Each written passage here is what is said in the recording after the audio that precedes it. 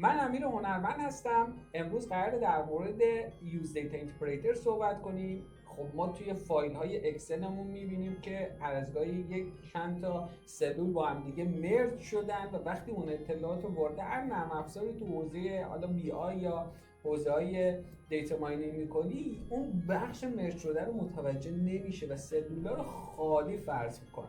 نگاه کنید، من یه چنین دیتایی دارم که رکورد اولش داره در مورد 6 ماه فروش 6 ماه اول داره صحبت میکنه و رکورد نهمش هم در مورد 6 ماه دوم به بعد. خب میام اینو توی نرم افزار تبلو دسکتاپ ببینیم چه جوری برامون میشناسه و باید چه کاری انجام بدیم که این دیتا خیلی ترتمیزتر باشه.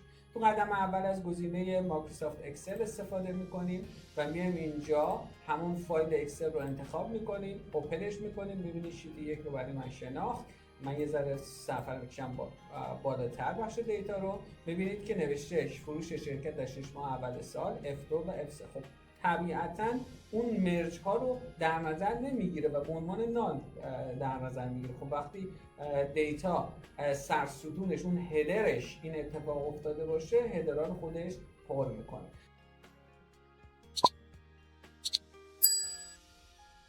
خب تو قدم اول من باید این کاری کنم که این سرستون ها بره سیلز، پروفیت و کوانتیتی من بیاد بالا. اینجا یک گزینه وجود داره به اسم یوز دیتا اینتگریتور. وقتی من روش کلیک میکنم میبینید که به راحتی اون مرج ها رو برای من برداشت و نکته خیلی جالبتر اینجا هم شما دارید میبینید که اون مرج دوم رو هم برای من نال کرد. این گزینه فوق العاده ایه. بریم بخش دومش که بتونیم این نال ها رو هم برداریم. از بخش فیلتر که جلوتر یک ویدیو مخصوص فیلتر براتون آماده میکنم و میتونید ببینید، گزینه اد رو میزنم. اینجا گزینه اد دوباره فرقی نمیکنه.